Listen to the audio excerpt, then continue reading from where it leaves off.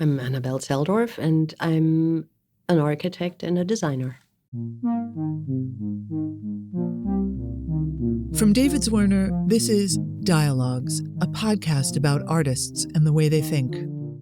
The human body that moves through space and knows the tactility, the proportionality, the lighting, and all of those things. And they form part of both my memory, but also the processing and the extension of how I think about art when I design spaces for art. I'm Helen Molesworth, your host for this season. Every episode features a conversation with artists, curators, writers, designers, philosophers, filmmakers, and musicians about what it means to make things today. Hi, everyone. I'm excited to introduce today's episode, which features one of the greatest architects of our time, Annabelle Selldorf. For those not familiar with her, she's a true master of her craft, and she's especially interesting to those of us in the art world as she's designed so many purpose-driven spaces for the display of art. Her firm is responsible for numerous museum expansions and renovations, the most recent being the Frick Collection in New York, which reopens to the public this month. A fantastic conversationalist, we talk about everything from how she got her start to the relationship of art to the built environment. As always, thanks for listening.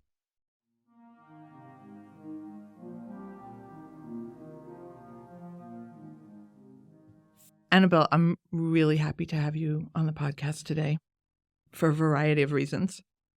One of which is I've installed art in your spaces, and it was a remarkable experience. And we happen to be recording this podcast in a space you designed, the David Zwirner Galleries in New York. You were born in post-war Cologne to an architect father and an interior designer mother. Cologne was really heavily bombed during World War II. The city was in a state of near total destruction. And I'm curious if the process of rebuilding in that city had an effect on you as either a child or an adolescent. So, yes. It's all true. My father was an architect, but he wasn't an academic. He hadn't gone to university, nor was my mother a trained interior designer. Rather, my grandmother, post-war, when everything was in shambles, decided that based on her taste, she was able to provide people who were hell-bent on rebuilding and pretending that nothing ever happened, that she could assist them with good taste. She had somehow or other figured out where to get French fabrics, and together with her two sons and her daughter, they built this company that was called Vika. And we grew up with Vika. I was born 1960, and I remember very well that when we were kids, we lived where there was a kind of production facility for mostly interiors, exclusively interiors, mill workshop, a cane studio, an upholstery shop, a painting shop. And so that kind of relationship between the finished product and the making of it was very familiar to me. It had nothing to do with rebuilding in the first place. But Cologne in the 60s was a very different place. It was marked by the destruction of war.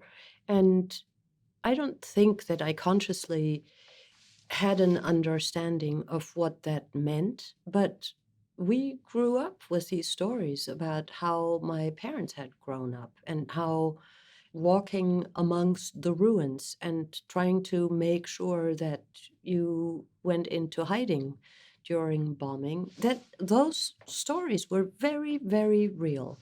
They're not my story, but the first 18 years of my life, every history story, every geography story, everything was always in reference to the war.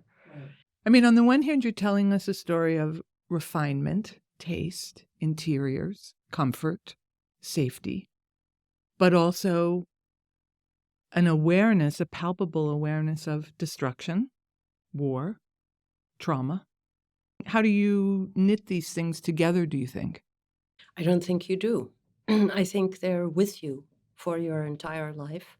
I think it's a part of you to these industrious German people who are so damn serious about making sure that they're bringing it all back and to just patch up the Mitscherlich text, the inability to grieve significantly figures into that, right? How do you figure it out? I don't think you can.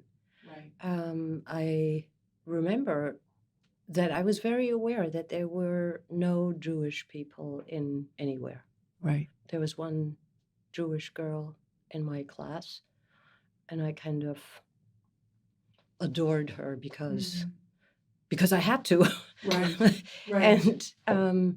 And so when I first came to New York, that was really unbelievably present to me because I was ashamed, was insecure.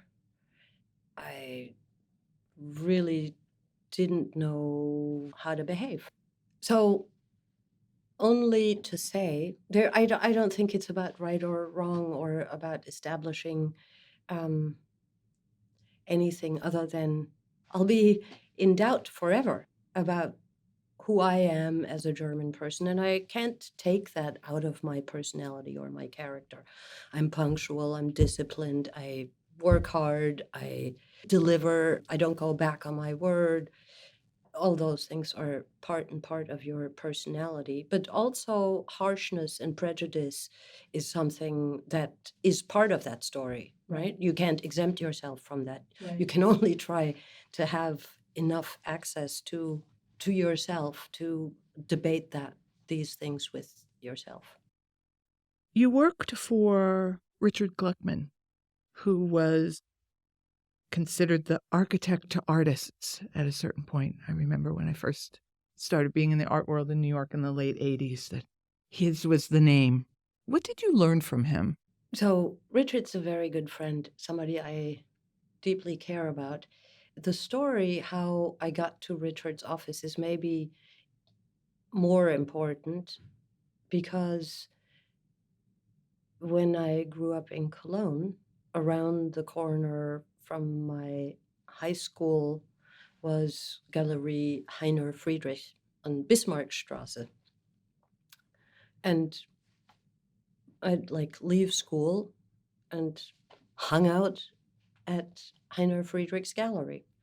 And everybody was there looking at art, and they showed German artists like George Baselitz or Warhol, Judd, Flavin, all of those artists. And they were a part of my landscape, if you will. And so my art world friends said, oh, there's this architecture firm, Stell Gluckman, Fred Stell and Richard Gluckman, and you should write to them and maybe do an internship there.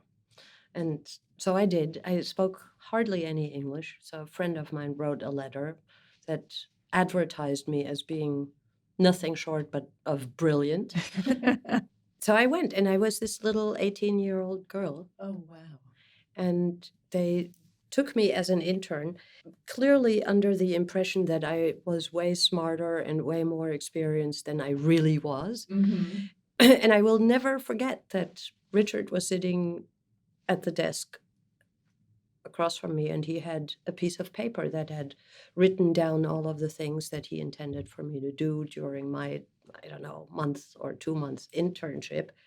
And when I said, oh, no, I don't know how to draw, I don't know how to measure, I don't know anything, he took this piece of paper and put it aside and said, okay, so we'll just have to do something else.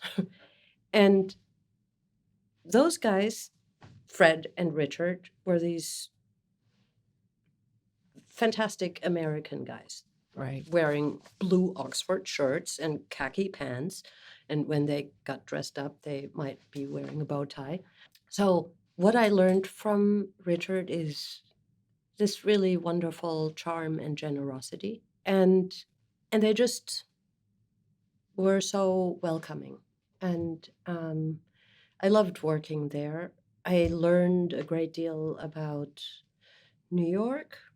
Did you ultimately learn to draw at Oh, absolutely. Richards? I learned a ton of things, and Because you do say, I mean, a couple of, I mean, that you still draw. that's the only thing I know how to do. I don't know how to draw on the computer. Well, there you have a quote which I wanted to ask you about. You say, "Drawings don't lie, renderings do." What does it mean that a drawing doesn't lie? Well, for me, everything in architecture is about scale and dimension. And from there, you deduct proportion and all those other things. And if you look at a scale drawing, you can see the space Mm-hmm. if you know the dimensions. Right. And I think that it's much harder to do that on the screen. But I Right. suspect that there is something about drawing to scale that directly relates to perception of space. Right. And um, and renderings aren't that. So with renderings, you choose a perspective, and it's great now we have these three-dimensional tools, or tools to draw three-dimensionally rather. That's useful, but it doesn't tell the whole story. Mm. And there is something, maybe it is the thing that is the difference between architecture and fine arts, that is very rational. Right. And does a rendering not tell the whole story, in part because it has already chosen a perspective? It hasn't. Somebody does, but Right. you can fake it. It distorts. Mm-hmm. I always think it's very interesting that people have used different processes to do their work. I'm quite simple-minded. I start with a plan and I access everything through a plan. But when I went to architecture school, there are other people who think in section and think that sections are more three-dimensional, which maybe is true, and it's maybe my own limitation that I can see depth in a plan better than I can In a rendering or in a section. Yeah. Mm. You said that works of art are, quote, the primary recipients of your architecture. And I really want to talk to you about what that means, because I feel very fortunate. I have installed in Peter Eisenman's building, his first public building. I've installed in Diller Scofidio Renfro's first public building. And I've installed in California in Isazaki's building. Of course, yeah. And then late in my career, I installed in your spaces, one here in New York and one in London. So when I read the quote that works of art are the primary recipients of your architecture, I thought, I know exactly what that feels like, because I understand what happened in the shows that I've installed in your spaces. The works of art began to hum and sing, like they felt so good, like it was so extraordinary. But what do you mean when you say that the work of art is the primary recipient of your architecture? Like, how did you come to that formulation? I think likely somebody might have asked me. People always want to know, it's like, what's the recipe? The secret sauce. Yeah. And I want to know. but it's like Coca-Cola. I'm not going to tell you. No, I think art is such a totally interesting thing because it escapes generalization, I hope. And to make room for art is making room for others. It's a kind of welcome or invitation maybe to converse. Mm-hmm. And I've worked with so many different artists, so many different exhibitions, so many different situations. I think everything, it's actually a German expression, everything is relative. Everything sits in relationship to something else. Right. And I think to create the sort of most open situation for art is what I'm interested in. So I try my darndest to find an equitable coming together.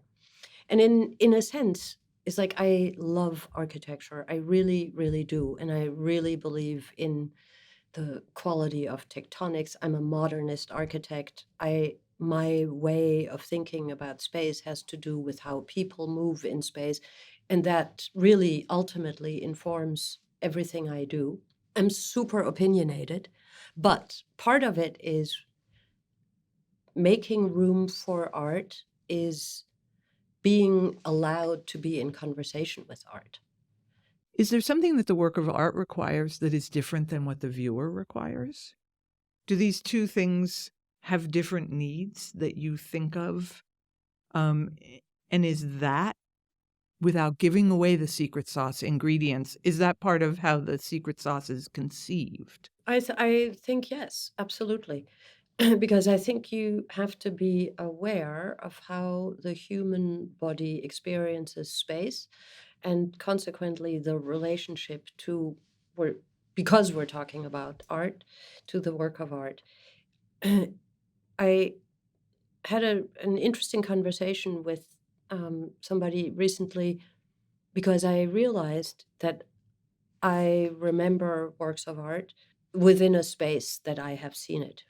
But many people, certainly art historians by and large, only remember the work of art. Correct. And it's very hard for me to imagine how you cannot at the same time, I don't know, think that you're in a Beaux-Arts building and you have a skylight over your head or you're wherever you are, Right. right? It's like I Right. cannot think of the Jackson Pollock galleries in the old Museum of Modern Art and not think of that side window that gives you a view on 53rd Street. Right. Or the staircase that you go up where you see the Schlemmer.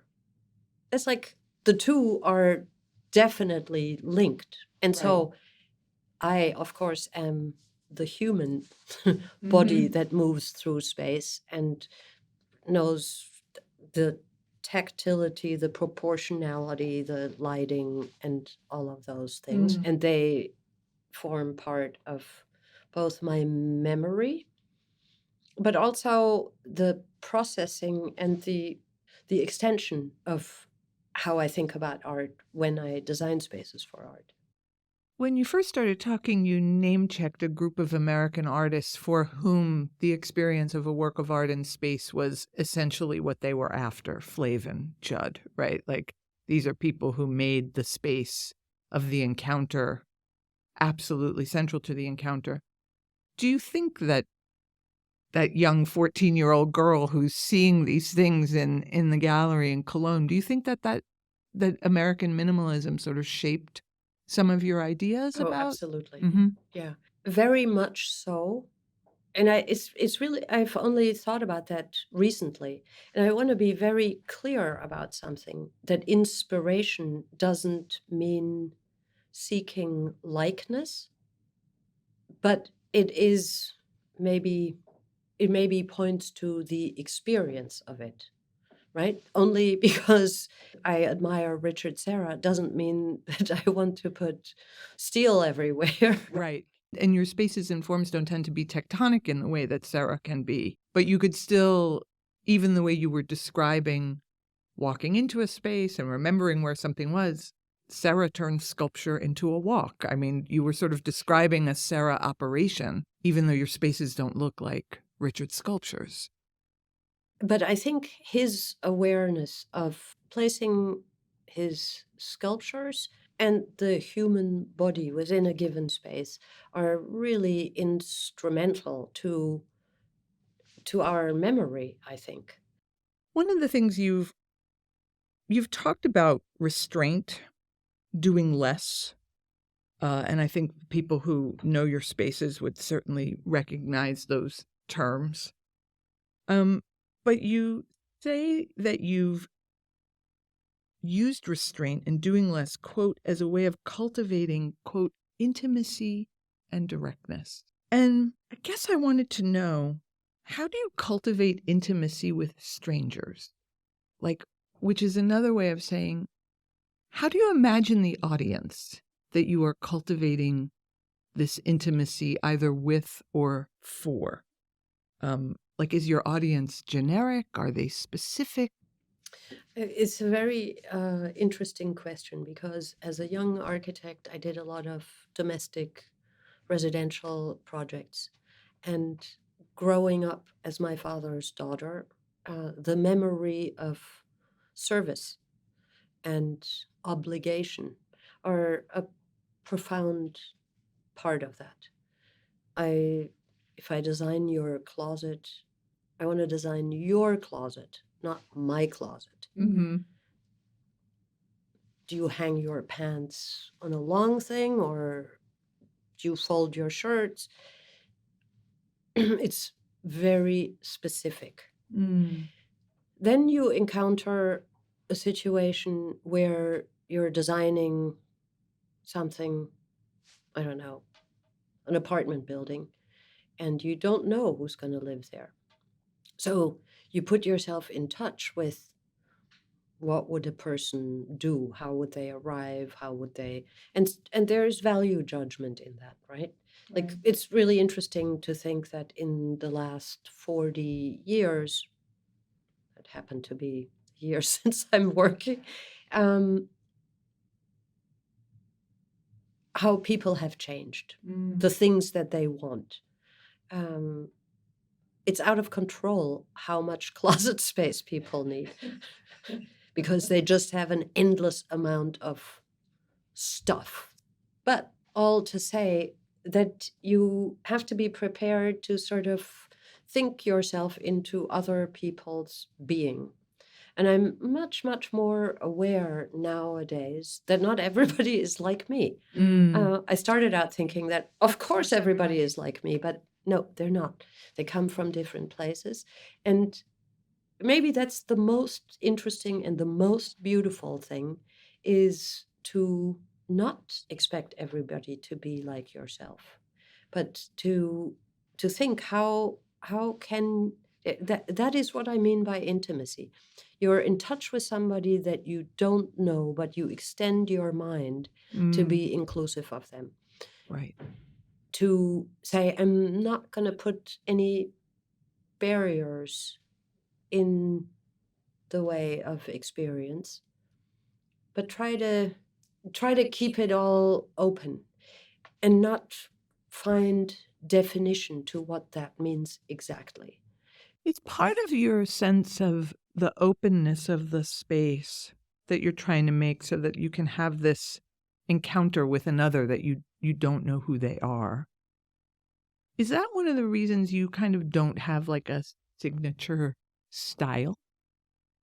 Yeah, I'm not so interested in style. I think that what unfortunately does happen is that you're in the habit of using certain materials or products, and that, for better or worse, becomes part of your vocabulary. I'm more interested, though, in the specificity of place and the relationships that, say, a new building has to its environment, its history. I'm quite interested in sort of finding the ways in which you grow roots in such a way that you can move forward and that you can grow. In other words, I don't want to make an old-fashioned something, but context matters. So I want to talk about the malleability of architecture over time. You have remade, redone, reinvented existing spaces. This is so different, it seems to me, from art. Nobody comes in and redoes the Picasso, right? We let those things travel through time as they are. But you have been engaged in the sort of rethinking of authored spaces. And I wondered if you could just talk a little bit about like that function of architecture, the way architecture morphs and changes over time, and the way we don't let that happen with art in quite the same way. Well, it begins likely with the fact that there is an element of utility in buildings, right? And it's much harder to change a building when the architect is alive. And I've had my fair share of encounters with Denise Scott Brown altering two of Venturi Scott Brown's buildings. Right. And in a way, I think I was probably naive in thinking that it's a matter of giving love to a building rather than altering somebody's statement. Super tricky. I wouldn't really love it if somebody came and altered the building across the street, and poked some new holes into it. On the other hand, I pride myself in doing that with sensitivity, not with an idea that I would impose a new character on someone else's character, but rather to think of it in the way in which actually Denise Scott Brown herself, in a famous lecture, likened a building to either being a mitt or a glove. And if it is a mitt, then there is room for it to be malleable, to take on a different function, to understand. Buildings are subject to the moment of time in which they live. They're subject to habits being changed. I mean, 30 years ago, we didn't have to go through metal detectors. 30 years ago, there weren't 5 million people entering a building. 30 years ago, there was a very different idea about hospitality, for example. But I think you can say that postmodern architecture had a particular slant that, unlike my own vocabulary, is very much geared to making a statement on the state of architecture, on the Right. state of style, and so on and so forth. I'm not here to take it up with them on that front, but I do think, and I'm specifically talking about the Sainsbury wing here, is that building is so important. It's so important for the museum, and it is so important that we bring people into that museum and that they feel welcome there. Right. I'm here to say that they didn't feel so welcome, probably never since its inception, but that's neither here nor there, whatever the reasons were to bring about the layout. But from time to time, we need to redefine things, to look at them in a different mode. And I actually think if you can do that with kindness and sensitivity, it's great to be renewed and Right. find new purpose, find new manifestation of a different way of interaction, say, or engagement.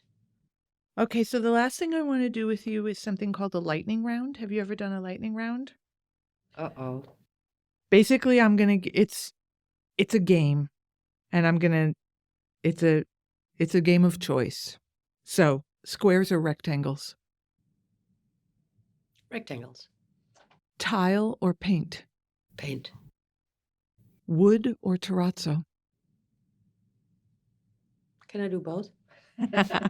Navy or black? Navy. Miles or Coltrane? Coltrane. Porcelain or stoneware? Stoneware. Bridges or tunnels? Bridges.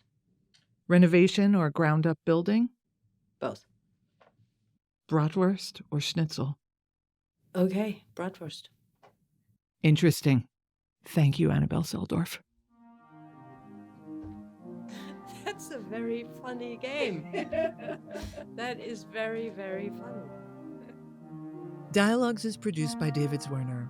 If you like this episode, please follow, rate, and review us on Apple, Spotify, or wherever you listen. It really does help the show.